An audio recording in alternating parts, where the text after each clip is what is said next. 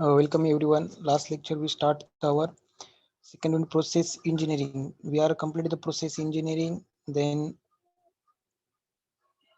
what is the critical path method? CPM. What is the CPM method? Last lecture we cover the what is the CPM method and what will we do and in this method and where are used the these types of method in industry purpose or any project. Now there are some point in the critical path method like a project schedule timeline. Already we discussed the different types of industry production. Also taken example related project schedules timelines.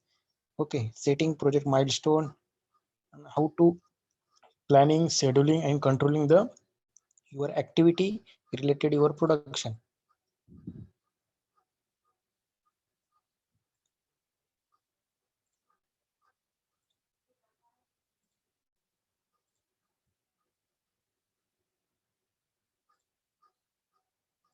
Now this is the chart diagram of critical path. This is the project manager to handle the critical path method.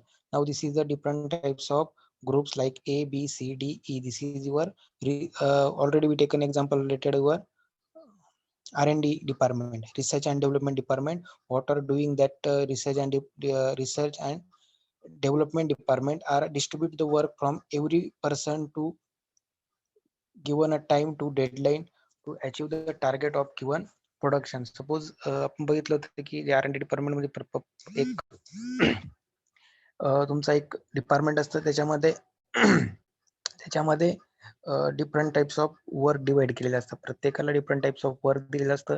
A पर्सनला separate, बी ला separate, सोबत ए पर्सनला software, बी पर्सनला result analysis म्हणजे आपण काय म्हणतो जे आपले result आलेले suppose जे पार्ट आपण जे मटेरियल यूज करतोय ते मटेरियल सपोज कास्ट आयर्न केलं, सीआय केलं, अदर मटेरियल यूज केलं कॉम्पोजिशन मध्ये, तर त्याचे जे अनालिसिस असतील त्याचे जे रिझल्ट मिळालेले आपल्याला अनालिसिसचे का कोणतं मटेरियल बेस्ट असेल. आपण मोबाईलचं एक्झाम्पल घेतलं होतं प्रोडक्शनचं की एक मोबाईल अपडेट झाल्यानंतर लगेच नवीन मोबाईल मध्ये काय अपडेट करायचं याचं रिसर्च स्टार्ट होतं आणि त्याचं वर्क स्टार्ट झाल्यानंतर प्रत्येक पर्सनला टार्गेट दिलं जातं अनालिसिस करण्यासाठी. एखाद्याला मटेरियलचा असेल, एखाद्या सॉफ्टवेअरचा असेल, एखाद्याला कॅमेरा, एखाद्याला स्टोरेज, प्रत्येक पर्सनला वेगवेगळं टार्गेट दिलं जातं. मग A person, B, C, D, E ते वर्क करतो, त्याच्यानंतर ते अनालिसिस केलं जातं.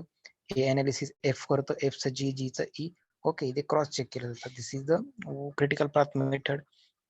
त्यानंतर आपण बघितलं की एखाद्या पर्सनला एखाद्या टार्गेट दिले की मटेरियल चॉईस करण्यासाठी अनालिसिस करून कोणतं मटेरियल आपण इथे यूज करू शकतो. तर ते मटेरियल त्याचं वर्क कम्प्लीट झाल्यानंतर तो अनालिसिस कम्प्लीट झाल्यानंतर त्याने एक मटेरियल 3 मधून एक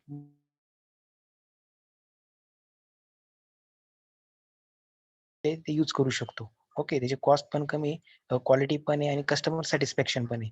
तर ते मटेरियल यूज करत असताना त्याचं टार्गेट कंप्लीट झालं. त्याला दिलेली डेडलाईन ती कंप्लीट झाली. त्याने काय टार्गेट कंप्लीट केलं. ते कंप्लीट केल्यानंतर परत त्याला नवीन टार्गेट अलॉट केलं जातं. Okay, this is the path method. Last lecture आपण पाथ मेथड घेतली. Then critical path definitions. There are different types of definitions like your latest time, earliest finish time, then latest finish time, plot, crash duration, critical path there. Then how to calculate the critical path. They are given different types activity related your work like collect activity, work breakdown structure, identify deficiencies, create a network diagram, estimate timelines, and use the critical path algorithm. Then first point is a forward pass and backward pass. Forward pass means you will complete the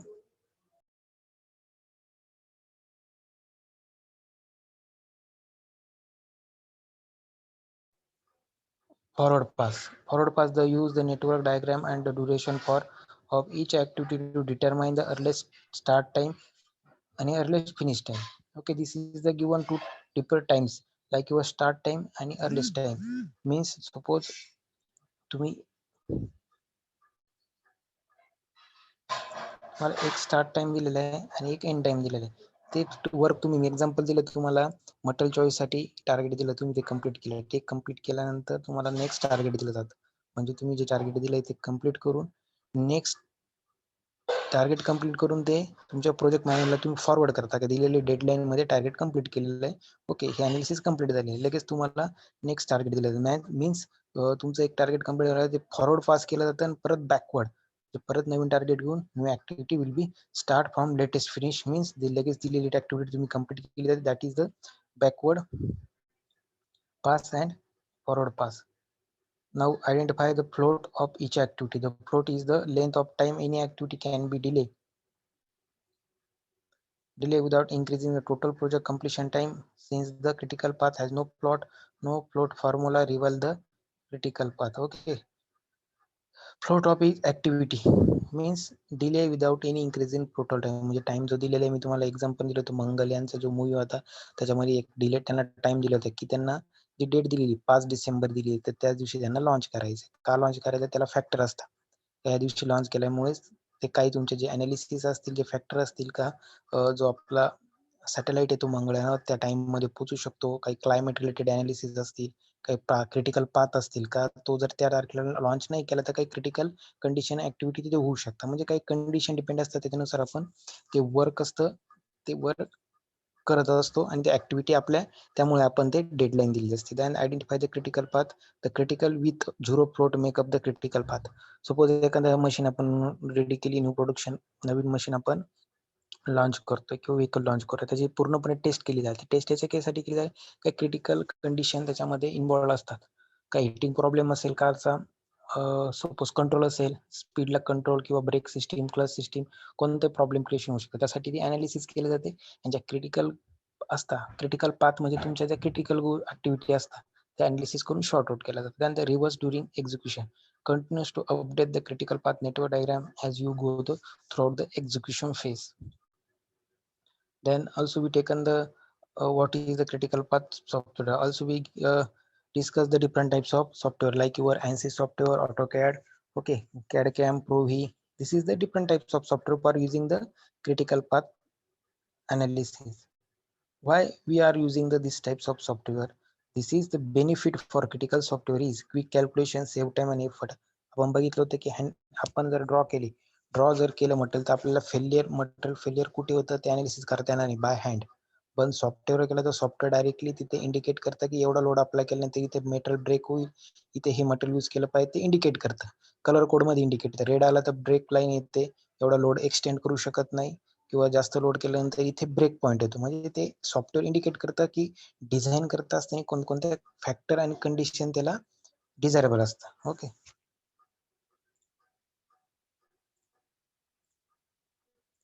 That is related to the critical path software. Quick calculation, save time and effort. This is the benefit. Track progress to know if you are behind. Recalculate as a project schedule pain change. Keep track of tax deficiency. Set milestone and save important dates.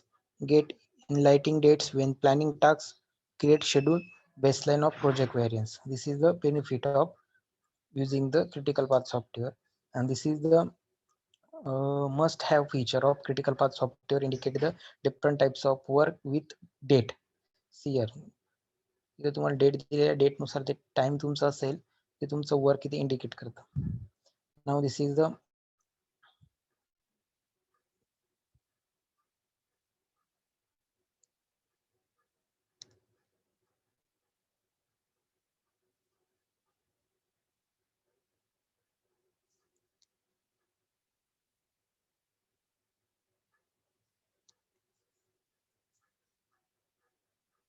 okay, this is the sixth term related your software like health, task, progress, time, cost, workload. Means तुम्ही जे work करताय critical path method मध्ये आपण जे work करतो त्याच्यामध्ये ह्या गोष्टी इम्पॉर्टंट असतात. तुमचे हेल्थ तुम्हाला टास्क दिलेली टास्क किती वेळामध्ये तुम्ही रोज किती पर्सेंट कंप्लीट करा. तुम्हाला 10 डेज दिलेले तर प्रत्येक डेजचा तुमचा अनालिसिस केला जातो की 10% कंप्लीट 50% कंप्लीट. ती प्रोग्रेस मध्ये केला जातो. प्रोग्रेस म्हणजे किती कंप्लीट झाला इनपुट दिलेलं आणि आउटपुट किती तुमचा रिमेनिंग आहे. ओके. टाइम किती टाइम मध्ये कंप्लीट केला. ओके. देन कॉस्ट ते वर्क कंप्लीट केल्यानंतर तुम्ही त्याला कॉस्ट किती लागली त्याला. ओके. आणि वर्कलोड तुम्हाला वर्कलोड किती होता. 8 आवर्स मध्ये तुम्ही डेली 8 आवर मध्येच ते 10 डेज मध्ये कंप्लीट केलं किंवा एक्स्ट्रा वर्क मध्ये कंप्लीट केलं. That is also important to workload. Now project manager and critical path. There are some points. Start a project with Gantt chart, meaning on a project on Gantt chart allow you to both plans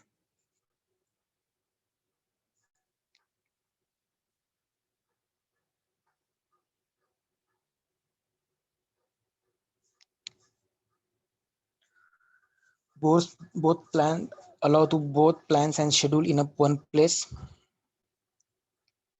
to automatically appear on a project timeline, allowing you to see the whole project at once. And second is add efficiency. Linking dependent tasks help you avoid the bottlenecks later in the project when one task can start or finish until another has been completed. तुम्हाला मी example दिले की एक task दिली तुम्ही complete केली, ती complete केल्यानंतर तुम्हाला लगेच न्यू टास्क मिळते आणि तुम्हाला ती लगेच न्यू टास्क आपण टाइम दिलेला असतो, डेडलाईन दिली असते, तुम्हाला वर्क ते कंप्लीट करावं लागतं. That is the deficiency points.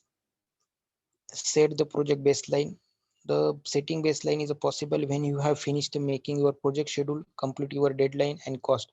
तुम्हाला डेडलाईन दिली होती, तुम्हाला अमाऊंट दिली होती की ह्या अमाऊंट मध्ये काम कम्प्लीट करायचंय, कॉस्ट एवढीच पाहिजे, हेच मटेरियल यूज करायचंय, एवढा टाइम दिलेला होता, प्रोग्रेस पण दिलेली होती, लोड पण तेवढाच दिलेला, त्या टाइम मध्ये तुम्ही ते कम्प्लीट केलं. That is your baseline for completing your schedule, complete your deadline and cost. Now see the critical path. Get your overview with the dashboard. Dashboard means तुम्ही जे वर्क केलेलं आहे त्याचे एवढी, जसं प्रोडक्शन मॅनेजर सुपरवायझर, जसं त्याची 8 आवर जर शिप असेल, प्रोडक्शन शिप असेल, तर शेवटचे जे 50 मिनिट्स असतात त्या 50 मिनिट्सला एक आपल्याला डॅशबोर्ड किंवा चार्ट असतो तो फिल करावा लागतो. एक एक स्मॉल तुम्ही बघितलं तर एक येलो कलरची जो पण इंजिनियर असेल, साईड इंजिनियर असेल, सुपरवायझर असेल, त्याच्याकडे एक येलो कलरचा स्लिप असते, त्याच्यामध्ये तो मेन्शन करत असतो की वर्किंग प्रोग्रेस काय आहे, 8 आवरची वर्किंग प्रोग्रेस काय, का नंबर ऑफ वर्कर किती आहे, काही प्रॉब्लेम क्रिएट झाले असतील ते तिथे मेन्शन करावं लागतं, काही मशीन मेंटेनन्सचे प्रॉब्लेम असेल ते तिथे मेन्शन केले जातात. म्हणजे जेव्हा आपण चार्ज हँडओव्हर करतो दुसऱ्याला सेकंड शिफ्टसाठी, तेव्हा तो त्या स्लिपवरून किंवा त्या रिपोर्टवरून अनालिसिस करतो की या 8 आवर्स मध्ये काय काय प्रॉब्लेम आले असेल कोणत्या मशीनवर, किंवा किती प्रोडक्शन झाले असेल, की 8 आवर्स मध्ये किती रिंगचं प्रोडक्शन कम्प्लीट झालं, काय प्रॉब्लेम असेल त्यात मेन्शन केले. That is the report related a over with the dashboard. त्यालाच आपण डॅशबोर्ड म्हणतो.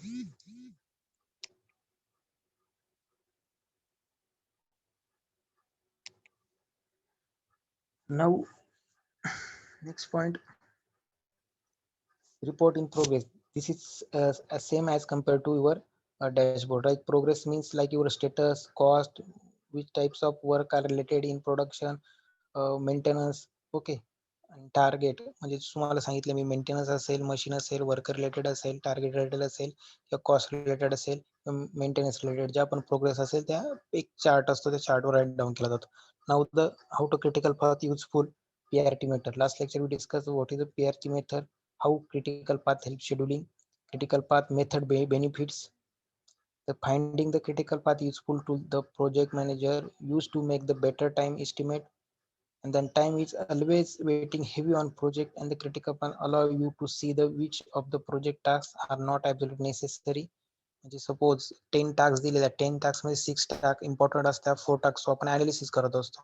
6 ज्या टास्क असतात म्हणजे 6 पार्ट फॅक्टर असतील ते इम्पॉर्टंट असतात त्या प्रोडक्शन रिलेटेड, पण 4 फॅक्टर आपण एक्स्ट्रा अनालिसिस करीत असतो की हे आपण करू शकतो का. ते 4 पार्ट कधी कधी इम्पॉर्टंट नसतात, मग आपलं जर 6 पार्ट कम्प्लीट झाले तर 4 पार्ट जे फॅक्टर असतात ते आपण अवॉइड करतो.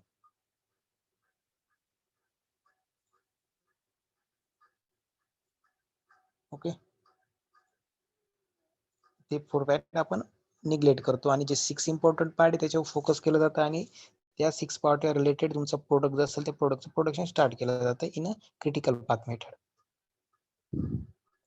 Now next point is a line balancing. आपण लास्ट लेक्चर पर्यंत इथपर्यंत आपण केलं, तुम्ही रिव्हिजन घेतली तुमची.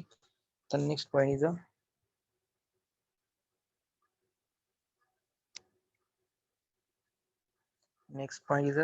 line balancing. Line balancing is a production strategy that involves balancing operator and machine time to match the production rate of task time. In other words, the quantities of worker and machine assigned to each task in the line should be rebalanced to meet the optional production rate. Line balancing, simple sentence. Line balancing म्हणजे काय, तुम्ही बघितले असेल आपण wheel balancing करतो. Wheel balancing कशासाठी करतो, की जे सर्कल असेल, सपोज व्हील आहे, ते व्हील एक पूर्ण एक सर्कल आहे आपलं सपोज 360चं, तर एक लाईन मध्ये ते रोटेट होत नसेल, कुठे ते त्याच्यामध्ये आउट असेल, बेंड असेल, आपण त्याला आउट म्हणतो, ते आउट असतं. त्यामुळे काय असतं, आपला स्टेअरिंग बार असेल, पॉवर स्टेअरिंग असेल, त्याच्यामध्ये आपण काय म्हणतो, क्लिअरन्स आढळतो किंवा डिफिशियन्सी आढळते. त्यामुळे आपण काय करतो, नेहमी कारची व्हील बॅलेन्सिंग करतो. ओके, व्हील बॅलेन्सिंग केल्यामुळे तुमचं बघा, पॉवर स्टेअरिंग असेल, स्टेअरिंग रॉड असेल, तो इझी होतो गाडी ऑपरेटिंग करण्यासाठी. मग आपण काय करतो, व्हील बॅलेन्सिंग करतो, म्हणजे काय करतो, आउट करतो, त्याला आपण पॅच मारतो, पॅच मारून व्हील बॅलेन्सिंग केली जाते. ओके, त्याच प्रकारे line balancing, same as compared line balancing means like your line balancing, they are two factor are important like your worker and machine. म्हणजे टाइप्स ऑफ मशीन असतील आणि different types of worker असतील. Factor कोणकोणते असतील वर्करमध्ये, skill, unskilled worker असतील. मग त्याच्यामध्ये मशीननुसार आपण जे वर्कर असतील त्यांना वर्क कसं दिलं जातं, डिपेंड ऑन वर्क कंडिशन. ती वर्क कंडिशन नुसार डिपेंड असतं. ओके, म्हणजे सपोज वर्कर आणि machine, this is your line balancing concept related to points will be each task in the line should be rebalancing to the optional production rate.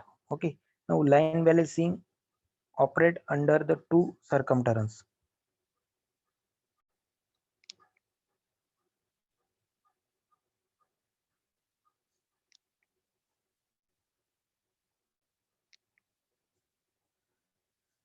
Two circumstances means precedency constraint means product cannot progress to other station is does not complete necessary tasks at the station.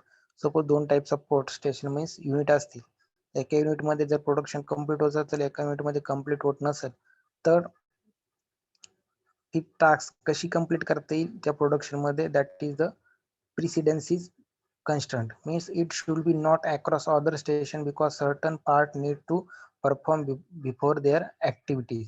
And second point is cycle time restriction. Cycle time is the maximum time for the product spent in every workstation. Different workstation has different cycle time. मला सांगितलं 3 unit आहे, 3 production unit आहे, ते वेगवेगळ्या प्रकारचे, एका ठिकाणी nut बोल्टचं production असेल, एका ठिकाणी पिस्टनचं प्रोडक्शन असेल, आणि एखाद्या ठिकाणी सपोज लॉकिंग पिन असेल किंवा पिस्टन रिंग असेल. 3 स्टेशन एकाच कंपनीचे वेगळे वेगळे असतील. नट बोल्टचा सायकल टाइम असेल, म्हणजे तो प्रोडक्शन कम्प्लीट करण्याचा, म्हणजे रॉ मटेरियल पासून तर फिनिश मटेरियल पर्यंत, म्हणजे जो नट आणि बोल्ट रेडी होईपर्यंत पूर्ण फिनिश मटेरियल पर्यंत, तर जो टाइम असतो सायकल टाइम हा सपोज 1 hour असेल. आणि तुमचा सपोज पिस्टन आणि सिलेंडरचा मॅन्युफॅक्चरिंग असेल, त्याचा 2 hours from start to end time असेल, कम्प्लीट टाइम असेल, प्रोडक्शन कम्प्लीट टाइम. थर्ड जो असेल तुमचा पिस्टन रिंगचा, त्याचा सपोज 1.5 hour असेल. ओके, म्हणजे असे 3 टाइमचे प्रोडक्शन असतील, तर तिन्ही टाइमचे प्रोडक्शन हे वेगवेगळे डिफरंट आहे. त्यामुळे त्याचा सायकल टाइम पण हा वेगवेगळा असेल, म्हणजे डिफरंट असेल. Cycle time depend on your work condition. Okay, म्हणजे तुमचा काय असेल, सायकल टाइम हा वेगवेगळा असेल त्या वेगवेगळ्या कंडिशनला. Okay, now cycle time is maximum time. तुम्हाला मी एक्झाम्पल दिलं होतं, एखादा वर्कर आहे, त्याला एखादा वर्क कंप्लीट करण्याला दिलेले आहे, त्याला एक टाइम लिमिट असतं की किती अनस्किल वर्कर असला, सपोज एखादा नट बोल्टला ग्रुविंग करायची, ग्रुविंग करण्यासाठी 30 मिनिट लागतात, तर हे मॅक्झिमम 30 मिनिट, म्हणजे 20 to 30 मिनिट मध्ये वर्क कंप्लीट झालं पाहिजे. स्किल वर्कर असेल तर 20 मिनिट मध्येच कंप्लीट करील, अनस्किल असेल तर 25, आणि 5 मिनिट आपण एक्स्ट्रा क्लिअरन्स दिलेले, म्हणजे 30 मिनिट मध्ये हे वर्क कम्प्लीटच व्हायला पाहिजे. That is your maximum time cycle. 30 minute पेक्षा त्याला जास्त टाइम लागलाच नाही पाहिजे ते वर्क कम्प्लीट करायला, हा मॅक्झिमम टाइम असतो. Okay, that is the maximum time for product of cycle time restriction. Objective of line balancing. Following are the major objective of line balancing procedure. It is to manage the workload among assemble, recognize the location of bottlenecks, decide the number of workstation, decrease the production cost. Types objective means lines, म्हणजे suppose worker असतील, machine असतील, त्या मशीनचे काही factor असतील related, म्हणजे त्याच्यावाले machine असते, machine आपण काय म्हणतो, सेटिंग, मशीन सेटिंग म्हणजे सप्लाय चेन सेटिंग. कटिंग झाल्यानंतर ते ड्रिलिंग मशीन तिथे लगेच त्याच्या काहीतरी डिस्टन्सवर ड्रिलिंग मशीन अवेलेबल पाहिजे, नाही तर कसं कटिंग झाल्यानंतर ड्रिलिंग असेल आणि ड्रिलिंगचं मशीन असेल ते जवळजवळ 4थ्या ते 3ऱ्या स्टेपला असेल, तर ते रॉंग असेल. तर ड्रिलिंग झाल्यानंतर नेक्स्ट जी स्टेप असेल ते लगेच कटिंग मशीन पाहिजे, लगेच त्याचं ग्रुविंग मशीन, म्हणजे जे फॅक्टर असतील आपल्या वर्कनुसार ते मशीन तिथे अवेलेबल पाहिजे. That is your line balancing of machines and also worker. Worker म्हणजे कसं, जो वर्कर त्या मशीन रिलेटेड ट्रेनिंग असेल त्या वर्करला त्याच मशीन वर्क दिला, that is also called line balancing related worker. The decreases production rate आणि assign the task to each workstation in such way that there is a little idle time. Now terms related line balancing technique. Cycle time, already we discussed the cycle time and also taken 3 example like nut bolt, then piston cylinder, and third one is a piston ring. This is a different 3 types of production and also 3 production cycle time is a different, like 1 hour, 2 hours and 1.5 hour time for completing to raw material to finish product. Okay, तुम्हाला मी सांगितलं, मी example घेतले 3, तर त्याचा प्रत्येकाचा production time हा production complete time म्हणजे तुम्ही raw material पासून त्याचं प्रोडक्शन कंप्लीट होईपर्यंत याचा टाइम हा प्रत्येकाचा सेपरेट असेल, कारण की मॅन्युफॅक्चरिंग प्रोडक्ट हा सेपरेट आहे. प्रत्येकाला हा लागण्याला जे टाइम आहे कंप्लीट करण्यासाठी प्रोडक्शन हा वेगवेगळा असणार आहे.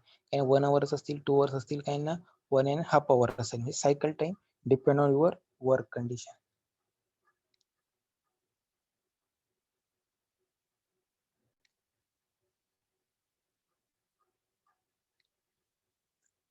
Now cycle time, maximum amount of time. मी सांगितलं तुम्हाला मॅक्झिमम कोणत्या मशीनला एक मॅक्झिमम वर्कला दिले असतात टाइम. सपोज तुम्ही बघितलं असेल क्रिकेट आहे, क्रिकेटची मॅच तुम्ही बघितला त्याने एक टाइम लिमिट दिलेला असतो. त्या टाइम लिमिट म्हणजे सपोज तर 3 अवर्स मध्ये मॅच कंप्लीट, 180 मिनिट मध्ये मॅच कंप्लीट होत असेल तर त्यांना 190 मिनिट हे दिलेले असतं. म्हणजे 10 मिनिट हे क्लिअरन्स मिनिट दिलेले असतात, की एखादी वेळी डिफिकल्टी येऊ शकते, त्या 10 मिनिट हे एक्स्ट्रा दिले असतात. पण 190 मिनिट अबोव जरी गेलं, म्हणजे सपोज 190 मिनिटं दिले त्याच्यावर पण टाइम गेला तर तुम्ही बघितलं त्यांना फाईन केला जातो, फाईन लावला जातो. म्हणजे अशा भरपूर साऱ्या गोष्टी तुम्ही बघितला की जो आपण लाईन बॅलन्सिंग म्हणतो, हे कुठे पण ही मेथड यूज केली जाते, इंडस्ट्रीमध्ये केली जाते, डेली लाईफ मध्ये केली जाते.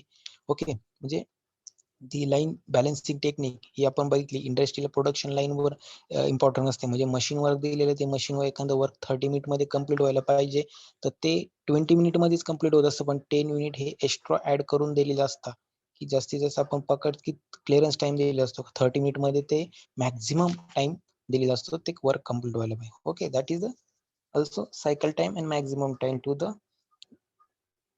found dividing required units.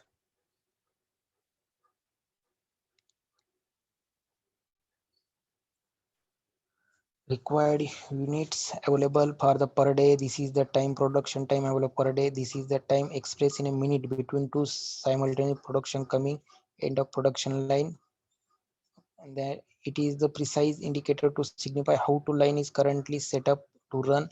बघा, line balancing, number of machines आहे तुमच्याकडे आणि नंबर ऑफ वर्कर पण अवेलेबल आहे machine related.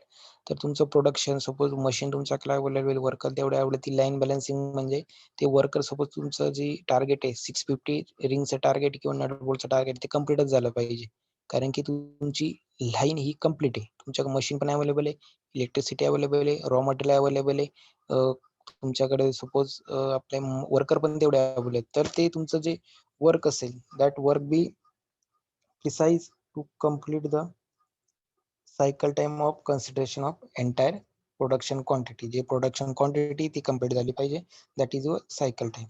Now lead time, summation of the production time along the assembly line. This is lead time and the bottleneck delay in a transmission that slow down the production rate. This can be overcome by balancing the line. Suppose balancing line मध्ये आपण 2 factor use केले, machine and worker. So पण worker problem असेल, accident झाला, त्या मशीनसाठी worker available नसेल, तो वर्कर प्रॉब्लेम असेल, मग 650चं टार्गेट असेल तर ते कमी होणार. किंवा मशीन प्रॉब्लेम असेल, एखादं मशीन असेल त्या मशीनवर जर मेंटेनन्स आला, काही मेंटेनन्स आला, काही प्रॉब्लेम क्रिएट झाला तर ते मशीन शटडाऊन केलं जाईल किंवा बंद केलं जाईल. त्यामुळे ते लाईन मध्ये वर्कर किंवा मशीन ह्या दोन्ही मधून काही प्रॉब्लेम क्रिएट झाल्यामुळे तर delay in a transmission that slow down the production rate. मग हा काय होतं, तुमचा जो टार्गेट होता ते टार्गेट कमी होतं, त्यामुळे डिले झालं होतं. डिलेमुळे तुमचा जो 650चं टार्गेट आहे हे 600 होऊन जातं. म्हणजे वर्कर मध्ये किंवा मशीन मध्ये काही तुमचे प्रॉब्लेम क्रिएट झाल्यामुळे हा तुमचा time delay.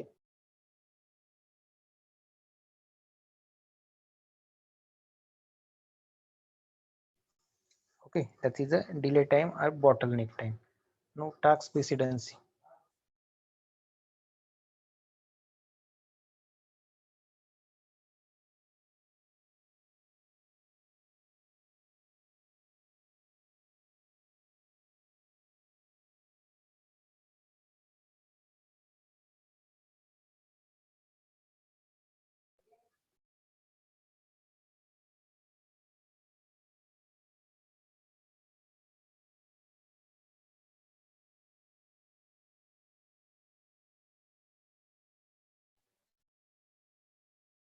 Wait 2 minutes.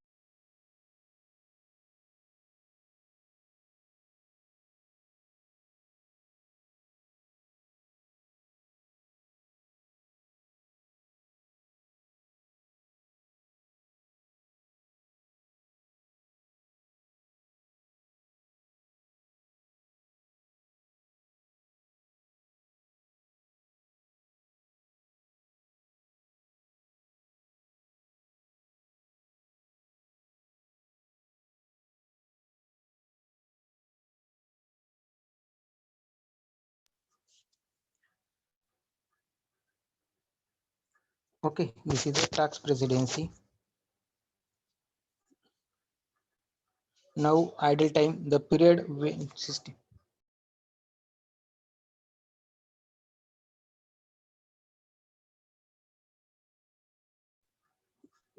Idle time, the period when system is not used to the but is available. Okay, idle time, the idle time are given. Suppose I will take the clearance time like 10 minutes.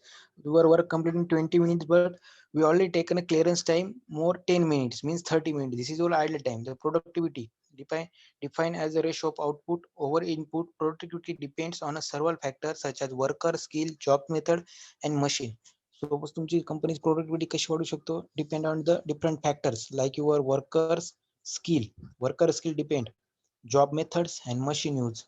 Okay, then text time means the times needed by the competent worker or unattended machines to perform the task. This is usually expressed in a minute. Now the production is silent demand means तुम्हाला जे example दिले की unskilled worker असेल, unskilled worker हे कमी वेळेमध्ये, unskilled worker हे जास्त वेळेमध्ये प्रोडक्शन कंप्लीट करतात. सपोज 20 मिनिट असेल तर त्यांना 25 मिनिट ते वर्क कंप्लीट करण्यासाठी लागतो. मग स्किल वर्कर असेल तर हे 20 मिनिट मध्येच काम कंप्लीट करतील, work complete. That is a difference and depend on the which types of worker are used in a production line or in a machine. Okay, and they depend the company productivity like your skill worker, job method म्हणजे आपण ते work करण्याची आपली condition कशी depend the job method and machine use, आपण त्या मशीनचा use कसा करतो. That is the factor related the line balancing. Achieve a steady and continuous flow of production, eliminate the waste of overproduction by producing actual customer demand, improve accuracy of planning, encourage the development, do strategize the work instruction, promoting quality and efficiency. Simply कंपनीमध्ये work करत असताना production line मध्ये standard work असतं, instruction असतात की या instruction नुसार ते वर्क कम्प्लीट केलं जातं. दॅन प्रमोटिंग क्वालिटी म्हणजे जसं 90% असेल तर ती 95% कशी आपण इम्प्रूव्ह केली, that is promoting quality. And the efficiency means suppose 650चं टार्गेट कम्प्लीट करत असेल तर आपण नेक्स्ट मंथ मध्ये 670 म्हणजे 650चं जर कम्प्लीट करत असेल आपण तर 670चं टार्गेट आपण कम्प्लीट केलं पाहिजे, म्हणजे 20 रिंग्स आपण एक्स्ट्रा प्रोडक्शन केलं पाहिजे at the given time. Now the set the real time target for the production that show the operator exactly where their work output should be at any given point of time. Establish customer demand and flexible managing. The simple say production करत असताना तुम्हाला कस्टमरचं demand काय हे important असतं for the work. Now workstation physical area where the worker with tools, one or more machines or attended machines such as a robots perform specific tasks in the production line. तुम्ही जर बघितलं असेल काही कंपन्यांमध्ये machine line balancing मध्ये machine आणि worker असतात, तर ते वर्क करत असतात पण त्याच्यासोबत काही वर्क्स असतात. तुम्ही शारदा मोटर्स मध्ये बघितलं असेल की शारदा मोटर मध्ये रोबोटिक्स म्हणजे काय, जे वर्क आपण वर्कर कडून कंप्लीट न करता ते स्वतःचे वर्क त्याला जे आपण कमांड दिली असते त्या कमांड देऊन तो कंप्लीट करतो. तर तुम्ही शारदा मोटरमध्ये बघितलं की सायलेन्सरला वेल्डिंग करण्यासाठी तिथे ऑटोमॅटिक मशीन्स आहे, म्हणजे रोबोटिक्स आहे, रोबोट्स आहे, तर ते डायरेक्टली वेल्डिंग करतात. जिथे जो पार्ट वेल्डिंगचा असेल त्याला कमांड केलेले आहे, सेन्सर आहे, तो तिथे तो तेवढा वेल्डिंग करतो. म्हणजे आपण बघितलं की काही पार्टला वेल्डिंग करायचं असतं, आपल्याला कोण लागतं, वेल्डिंग मशीन लागतं आणि वेल्डिंग करणारा पर्सन लागतो, वर्कर लागतो. मग तो वेल्डिंग करणारा वर्कर असतो, तो त्या पार्टला वेल्डिंग करतो. म्हणजे मशीन लागतं आणि वर्कर लागतो. पण तुम्ही जर बघितलं तर काही ठिकाणी फक्त रोबोट्स म्हणजे तेच काम कंप्लीट करतात, वर्करची तिथे गरज पडत नाही. शारदा मोटरमध्ये तुम्ही बघितलं की सायलेन्सरला वेल्डिंग करण्यासाठी तिथे रोबोट्स ते डायरेक्टली ते वेल्डिंग करतात. मग तिथे वर्करची गरज पडत नाही. That is the some factor related your work station. म्हणजे काही लाईन बॅलन्सिंग मध्ये काही ठिकाणी फक्त मशीनची गरज पडते, वर्करची गरज पडत नाही. Then downtime. Downtime explained as the time that is non-value added. It is often associated with the 7 waste as a under.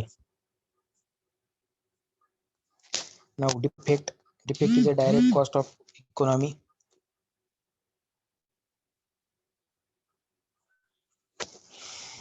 Defect is a direct cost of economy.